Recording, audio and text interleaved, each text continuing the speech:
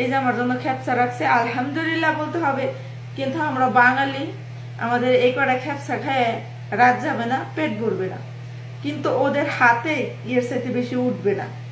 আসসালামু আলাইকুম ইমরান, কেমন আছেন সবাই? দুপুর বাজে 12টা, কপিলের ভাবে পানির বোতল নিয়ে আসছে। পানি সব শেষ হয়ে গেছিল বাসার, প্রত্যেকটা বোতল আবার ভরে নিয়ে আসছে। প্রত্যেকটা বোতলের ওজন হবে 20 লিটার করে।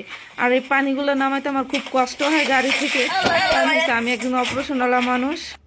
অনেকেই বলে থাকে প্রবাসী মেয়েরা নাকি খারাপ কাজ করে টাকা ইনকাম করে। তাদেরকে বলছি যে আপনাদের যদি আমাদের সামনে এনে বসায় রাখতে পারতাম, সারাদিন আমরা কি করি দেখেন, তাহলে বুঝতে পারতেন প্রবাসী মেয়েরা কাম করে টাকা ইনকাম করে না খারাপ কাজ করে টাকা ইনকাম।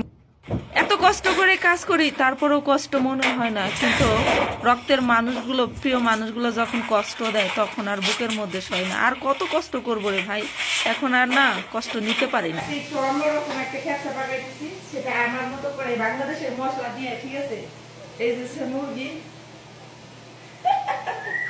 এই আস্ত মুরগি দিয়ে একটু আমার মশলা মানে বাংলাদেশের আদা জিরে অ্যাড করছি এখানে। দেখি আজকে খেপসাটা কেমন হয়। যদি যা হয় আমারে গাড়বো, আর যদি ভালো হয় হাত চেটে পুটে খাবে।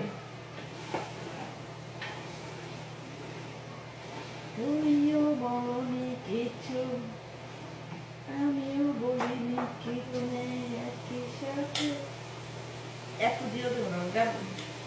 আগে পেঁয়াজ রসুন সব ধরনের গরম মশলা দিয়ে ভাজা ভাজা করে, তারপরে এর মধ্যে টমেটো দিয়ে দিছি ব্লেন্ডার করে, তারপরে আরো কিছু মশলা দিছি। এখন মুরগিটা দিয়ে দিলাম। এটা এখন পানি দিয়ে 25 মিনিট জাল দেব। 25 মিনিট রান্না করি। ওদিকে খেপসা পাকাইতেছি, আর আমার মনে হইলো যে ক্ষুধা লাগছে। আমি কয়লা ভাজি দিয়ে পান্তা ভাত নিচ্ছি রাত করে।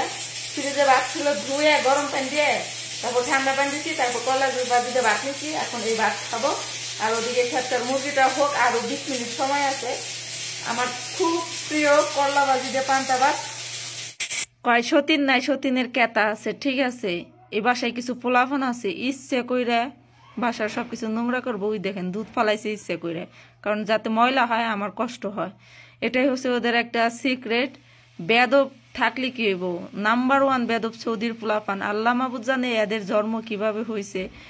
সৌদি আরব নাকি মুসলিম কান্ট্রি, কিন্তু এদের আচার আচরণ দেখে কোনো মুসলিমের কোনো মানে ইসলামের কোনো দৃষ্টিকোণই তাদের ভিতরে আমি কখনো দেখি না। এটা হচ্ছে হারামি, ইহুদির মতো ব্যবহার করে। এই যে কুচা অঞ্চল পয়সে গেছে, এগুলো কপিলের বাবা দেখলে গার্ব। এই যে আঙ্গুর খাইতেছি, ধুয়ে রাখছি। আর এদিকে যে খেপসাটা ফাইনালি হয়ে গেছে। আর আজকের খেপসাটার মধ্যে পানি বেশি হয়েছে, তাইতে চাউলগুলো বেশি মোটা মোটা হয়ে গেছে। আর একটু শক্ত থাকলে ভালো লাগে। সালাদ সাজাইছি, মানে খাক বা না খাক সাজাইতে হবে সুন্দর করে। 2টা বাটির মধ্যে সালাদ নিলে চলে। সেই যে তখন থেকে কাজ করতেছি, এই যে থালা বাসন মেজে টেবা দিচ্ছি, এই যে পাতিল মাছি, চুলা পুষছি, রান্নাঘর পরিষ্কার করছি, সব কিছু পরিষ্কার কইরা এখন একটু সময় পাইছি।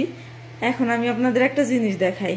আমি চ্যালেঞ্জ করে বলতে পারবো, যারা মালিকের আন্ডারে কাজ করে সেই সব মেয়েরা খাওয়ায় যা কষ্ট করে, আমিও কোনোদিন বিদেশ করতে পারতাম না যদি ওদের আন্ডারে খাইতাম এই বাসায়।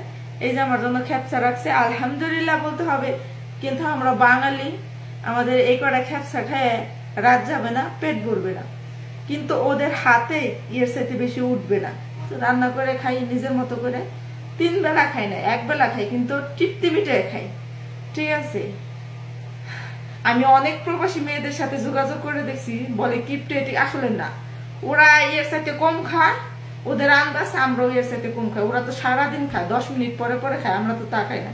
আমরা 3 টাইম ভাত খাই, তাই না?